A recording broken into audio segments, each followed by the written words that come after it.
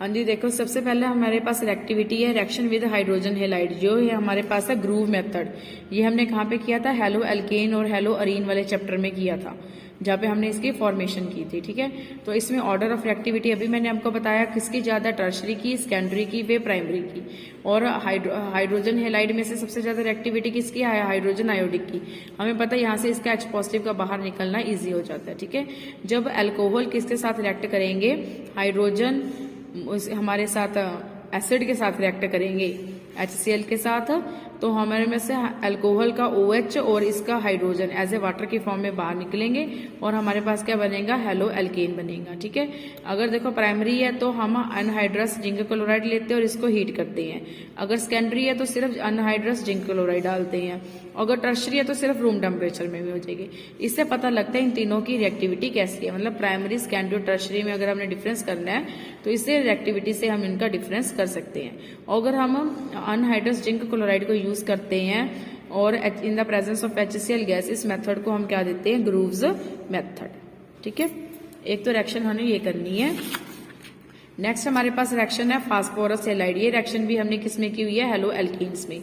जब अल्कोहल किसके साथ रिएक्ट करते हैं, फास्फोरस पेंटाक्लोराइड के साथ, तो ये हमें क्या देते हैं, अल्काइल हैलाइड, फास्फोरस ऑक्सीहेलाराइड और हाइड्रोजन हैलाइड क्या बाहर निकलता है। ठीक है, अगर ये फास्फोरस ट्राइक्लोराइड के साथ रिएक्ट करते हैं तो अल्काइल हैलाइड मिलता है और फास्फोरस एसिड मिलता है। ठीक है, जैसे हमारे पास रिएक्शन है, यहाँ पे हम इथेनॉल की रिएक्ट करेंगे PCl5 से, तो हमारे पास क्या मिलेगा, RX। ठीक है, एक R, एक यहाँ से R और यहाँ से एक X, ये मिलेगा। एक हमारे पास क्या बनेगा, POCl3 और साथ में मिलेगा HCl। अगर हम PCl3 के साथ रिएक्ट कर रहे हैं तो हमारे पास क्या मिलेगा, अल्काइल हैलाइड और क्या मिलेगा साथ में फास्फोरस एसिड। उसी तरह अगर हम थायोनाइल क्लोराइड के साथ रिएक्ट कर रहे हैं, ये रिएक्शन भी हमने हेलो एल्केन में की है कि अगर हम अल्कोहल की थायोनाइल क्लोराइड के साथ रिएक्शन करते हैं पिरिडीन के साथ, तो ये हमें क्या मिलता है, अल्काइल हैलाइड, सल्फर डाइऑक्साइड और HCl गैस क्या हो जाती है, रिमूव हो जाती है। इस रिएक्शन को हम यूज इसलिए करते हैं क्योंकि जो सल्फर डाइऑक्साइड और क्लोरीन गैस इजिली रिमूव हो जाती है और हमें जो प्रोडक्ट है वो बहुत जल्दी आसानी से मिल जाता है। हाँ जी स्टूडेंट, अब हमने थर्ड टाइप की रिएक्शंस करनी है जिसमें हमने अल्काइल और हाइड्रोक्सिलिक ग्रुप दोनों को क्या करना है, अलग अलग तरह से ब्रेक डाउन करना है। तो सबसे पहले इसमें हमने रिएक्शन करनी है एसिडिक हाइड्रेशन। ये इंपॉर्टेंट रिएक्शन है, एसिडिक हाइड्रेशन आपने करनी है।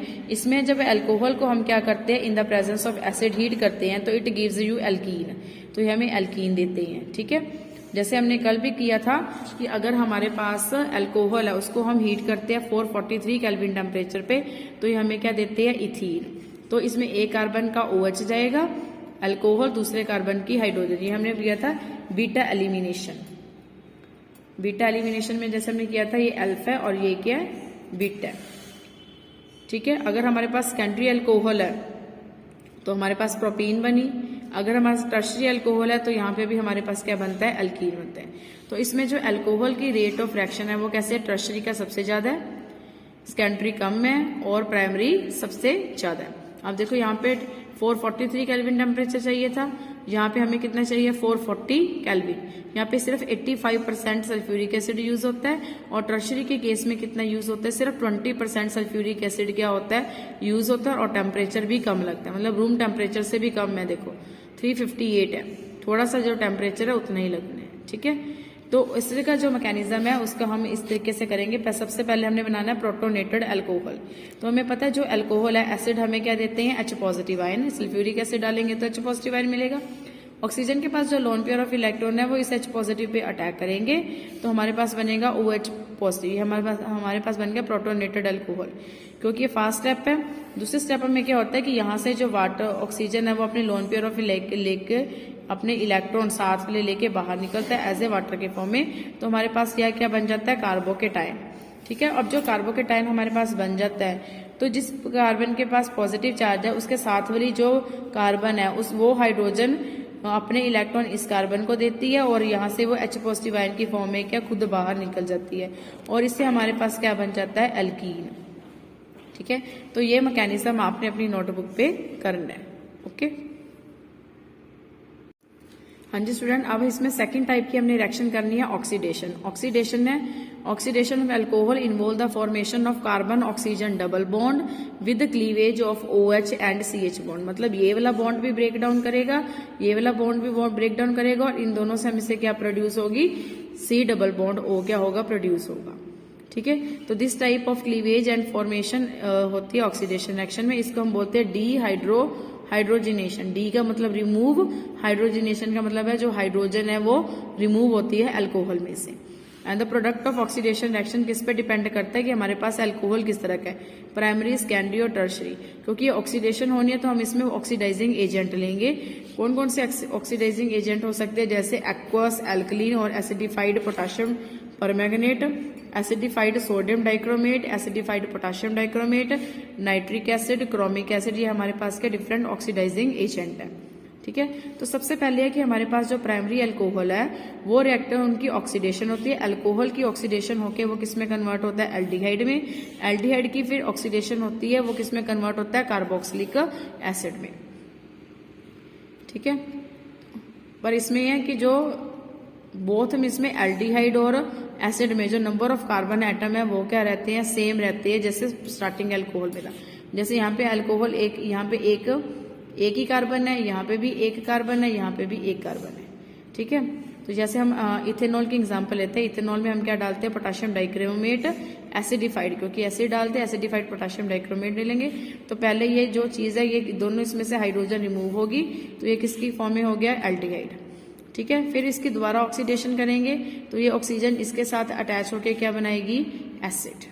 ठीक है, तो पहले अल्कोहल एल्डिहाइड में कन्वर्ट होता है, फिर एल्डिहाइड आगे एसिड में क्या होता है, कन्वर्ट होता है। ठीक है, और जो सेकेंडरी अल्कोहल है वो किस में कन्वर्ट होते हैं, एसीटोन में, और उसके बाद एसिड में। अब ये दोनों में फर्क है, जो प्राइमरी अल्कोहल है वो एल्डिहाइड में कन्वर्ट होता है, फिर एसिड में कन्वर्ट होता है, पर जो सेकेंडरी अल्कोहल है पहले कीटोन में कन्वर्ट होता है, उसके बाद एसिड में कन्वर्ट होता है। ठीक है, तो ये हमने दोनों में से करना है। यहाँ से जो हाइड्रोजन है वो बाहर निकलेगी, तो यहाँ पे हमारे पास बन गया कीटोन। फिर कीटोन की हमारे पास क्या होगी, ड्रास्टिक कंडीशन में क्या होगा, ये किस में कन्वर्ट हो जाएगा, एसीटोन एसिटिक एसिड में क्या हो जाएगा, कन्वर्ट हो जाएगा। जैसे हमारे पास एग्जांपल दिया यहाँ पे, यहाँ से पेंटेन 2-ओल है।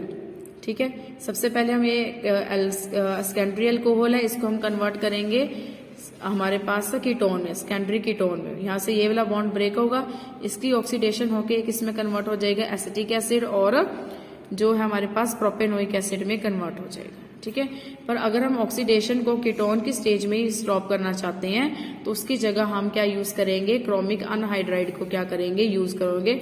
अगर हम अल्कोहल से सिर्फ कीटोन तक लेके जाना चाहते हैं, उससे आगे कार्बोक्सिलिक एसिड तक नहीं लेके जाना चाहते। आगे हमारे पास जो टर्शरी अल्कोहल है, टर्शरी अल्कोहल की ऑक्सीडेशन करना डिफिकल्ट है इन न्यूट्रल और alkaline medium. They do not have hydrogen on carbon bearing, मतलब जिस कार्बन के साथ सिर्फ अल्काइल ग्रुप अटैच है, कोई भी हाइड्रोजन नहीं है। Therefore when treated with acidified agent, अगर हम एसिड के साथ रिएक्ट करते हैं under very strong condition at elevated temperature, cleavage of carbon जो बॉन्ड है वो उनकी जो bond take place, as a result mixture of ketone and carboxylic acid are formed. ठीक है, तो बोथ में अगर हम कीटोन भी लेते हैं या फिर कार्बोक्सिलिक एसिड लेते हैं तो उसमें नंबर ऑफ कार्बन एटम कम हो जाते हैं स्टार्टिंग अल्कोहल से। जैसे हमारे पास टर्शरी ब्यूटाइल अल्कोहल है, अगर हम एसिड करेंगे तो यहाँ से हमारे पास क्या बनेगा, एल्कीन। यहाँ से इसका OH और इसकी H, ये वाटर की फॉर्म में यहाँ से बाहर निकलेंगे तो हमारे पास ये बन जाएगा एल्कीन। फिर एल्कीन के आगे हम करेंगे ऑक्सीडेशन तो हमें बन जाएगा कीटोन। ठीक है, तो कीटोन यहाँ से 2 बॉन्ड ब्रेक हो गए, एक तो हमारे पास कीटोन बन रहा है और एक हमारे पास क्या बन रहा है, मिथेनोइक एसिड। ठीक है, आगे हम उसके दोबारा फिर ऑक्सीडेशन करेंगे तो हमें कार्बन डाइऑक्साइड और क्या देगा, वाटर। तो जैसे हमारे पास एसीटोन है, एसीटोन को आगे हम फर्दर किस में कर सकते हैं, एसिटिक एसिड और फॉर्मिक एसिड में कन्वर्ट कर सकते हैं।